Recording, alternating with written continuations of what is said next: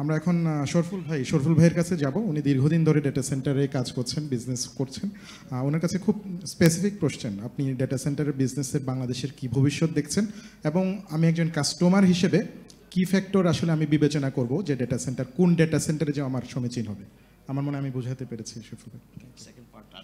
একজন কাস্টমার হিসেবে আসলে ডেটা সেন্টার আমি এতে যাব নাকি বিতে যাব, আমাকে কি বিবেচনাগুলো করা উচিত, এটা যদি আপনি একটা আমাদের thank you for the question. প্রথমত আমি বলবো যে পৃথিবীতে যদি একটা ডেটা সেন্টার তৈরি হয় সেটা বাংলাদেশে থাকা উচিত। এটার রিজন হলো যে বাংলাদেশের যে পপুলেশন, যে বাংলাদেশের যে ডেন্সিটি, ডেটা সেন্টারের মেইন পারপাসটা হচ্ছে ডেটা ডেলিভার করা। তো যেই ডেটাটা স্টোর আছে সেটা কাস্টমারের বা ইউজারদের কাছে যত কাছে থাকতে পারবে তত ভালো হয়। আমাদের দেশে আমি যেমন জানি, I am not very deep down technical, but আমি টেকনিক্যাল লোকজনের সাথে যেহেতু অনেক 27 বছর ধরে এই বিজনেসে আছি, সেখানে আমি জানি যে 5 মিলি সেকেন্ডের মধ্যে যদি কোনো ডেটা ডেলিভার করা যায় বা যে কোনো অ্যাপ্লিকেশন, এটা ভালো চলে। তো বাংলাদেশের 18 কোটি বা 17 কোটি যে লোকজন, সেটা আমাদের যদি আমরা আজকে যেমন সকালে কালিয়াকৈর ছিলাম, কালিয়াকৈর থেকে 5 মিলি সেকেন্ডের মধ্যে আমাদের দেশের সবাই আছে। আমরা যদি ইন্ডিয়াকে চিন্তা করি, 30 কোটি লোকজন এই 5 মিলি সেকেন্ড রেডিয়াসের মধ্যে আছে। আমরা যদি 10 মিলি সেকেন্ড নেই, তাহলে 50 কোটি লোকজনই 10 মিলি সেকেন্ড রেডিয়াসের মধ্যে আছে। তো সেজন্য এটা একটা অসম্ভব সম্ভাবনার জায়গা, এবং ডেটা সেন্টার বাংলাদেশে মাত্র শুরু হয়েছে। আমি যদি একটু ইতিহাসে যাই, যে 2010 সালে দিকে প্রথম কোলো city career neutral data centre শুরু করেছিল। এটা মহাখালীতে কিছু ফ্লোর ভাড়া নিয়ে। তো সেটাতে পরে আসবো। এটা ছিল, আমি যদি বলি যে এটা ইট ওয়াজ ভার্সন 1। এখন বাংলাদেশ 2.0-র মতো আমাদের ডেটা সেন্টারও 2.0-র সময় এসছে, এবং it is no more it's a big boys play now. এটা বড় ইনভেস্টমেন্ট থাকতে হবে, সাস্টেইন করার ক্যাপাসিটি থাকতে হবে।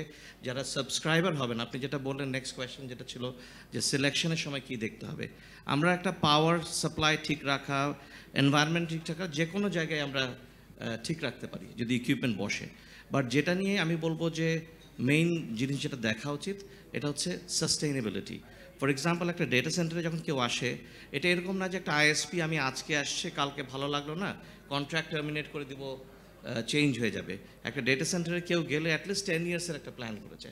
তো ফার্স্টলি হচ্ছে যে আমরা যেমন আমাদের যেসব ডেটা সেন্টার গড়ে উঠেছে আমাদের দেশের বিভিন্ন কমার্শিয়াল বিল্ডিংয়ের স্পেস নিয়ে, সেখানে বেশ কয়েক ধরনের, আমি যদি ভার্সন 1-এর কথা বলি, অনেক ধরনের বিপদ আছে। প্রথমত হচ্ছে যে আমি 10 বছরের জন্য আসছি, অথচ বাড়িওয়ালার সাথে তার কন্ট্রাক্টই 5 বছরের।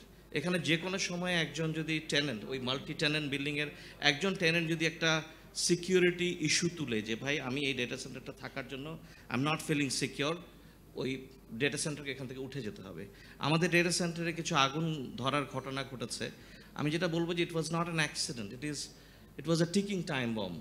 যে ডেটা সেন্টার নিজে তো বিপদে আছেই, সেই সাথে ওই বিল্ডিংয়ে যারা টেনেন্ট আছে তাদেরকেও বিপদে ফেলে রেখেছে। বিকজ এই বিল্ডিংগুলো তৈরি করা হয়েছিল, কিছু ফার্নিচার বসবে, কিছু লোকজন হাঁটাহাঁটি করবে, একটা অফিস চলবে। ওইটার যে load bearing capacity and data সেন্টারের load bearing capacity is not same. So এখন আমরা যেটা সাজেস্ট করি, আমরা যেটা তৈরি করেছি, এবং আমরা তৈরি করেছি বলে না, আমি মনে করি যে বাংলাদেশে আরও অনেক ভালো ভালো ডেটা সেন্টার হবে, আমাদের চেয়ে অনেক ভালো হবে, বাট এটা ইন্টারন্যাশনাল স্ট্যান্ডার্ড হতে হবে। আমরা ব্লেসড যে আমরা এরকম একটা জায়গায় জন্মেছি যেখানে পপুলেশন ডেন্সিটি আছে, এখানে কোনো মার্কেট সার্ভের দরকার নেই। এখানে যদি আমরা একটা if you can do it well, এটা অটোমেটিক্যালি ভালো করবে। তো এই জিনিসটাকে আমি যেমন স্যার আজকে সকালে আমরা কালিয়াকৈরে একসাথে ছিলাম, আপনি একটা কথা বলেছিলেন যেটা আমি মনে প্রাণে বিশ্বাস করি, অপার সম্ভাবনার দেশ আমাদের। তো আমরা ডেটা সেন্টারের হেভেন পেয়েছি ডেটা সেন্টার করার। এখন যদি আমরাই নিজেরাই এটাকে অ্যামেচারিশ ওয়েতে করে লোকজনের পৃথিবীর আস্থা নষ্ট করে ফেলি, তাহলে সেটা আমরা নিজেদের পায়ে নিজে কুড়াল মারার মতো। পৃথিবীর প্রত্যেকটা সফটওয়্যার কোম্পানি এখন সফটওয়্যার এজ এ সার্ভিস দিচ্ছে, এবং বাংলাদেশের মতো এত ডেন্সলি পপুলেটেড জায়গা, এত কি বলবো যে বাংলাদেশের লোকজন এখন সেটেল হয়নি কোন সফটওয়্যার কি ইউজ করবে, যেটা আমেরিকাতে সেটেল হয়ে গেছে অনেকটা। তো এরকম একটা ভার্জিন মার্কেট, এরকম একটা গ্রিন ফিল্ড, এটা খুব কম পাওয়া যাবে। আই থিঙ্ক যে যারা ডেটা সেন্টার সিলেক্ট করছেন তারা, আমি নর্মাল ফ্যাক্টরগুলো বলছি না, এনভায়রনমেন্ট ফ্যাক্টর তো থাকবেই। এটার ইসাক স্যারও কিছুটা বলেছেন যে আমাদের ক্রেডিবিলিটি, যে যার সাথে কথা বলছি সে কি সাস্টেইন করবে কিনা আগামী 10 বছর, ফাইন্যান্সিয়ালি কি আছে, অন্যান্য বিজনেস কি আছে, সব কিছু মিলে টিলে এটার একটা অ্যানালাইসিস করতে হবে। আর যেহেতু সকালবেলায় হাইটেক পার্ক থেকে এসেছি, যেমন আমাদের কন্ট্রাক্টগুলো এখানে হয়তো 40 বছর 50 বছরের, সো সেখানে আমাকে 5 বছর পরে বাড়িওয়ালা চাইলেই বের করে দিবে সেরকম সিচুয়েশন হচ্ছে না। সো আমার মনে হয় it's time to think very seriously, এবং আবারও বলছি যে it has become a big boys play now. এটা আর ছোটোখাটোভাবে একটা সার্ভার রুম তৈরি করে ফেললাম, একটা ছোট বাসা ভাড়া নিলাম, কিছু র্যাক বসায় ডেটা সেন্টার বানায় ফেলাম, ওই স্টেজে আমরা এখন নাই। Thank you.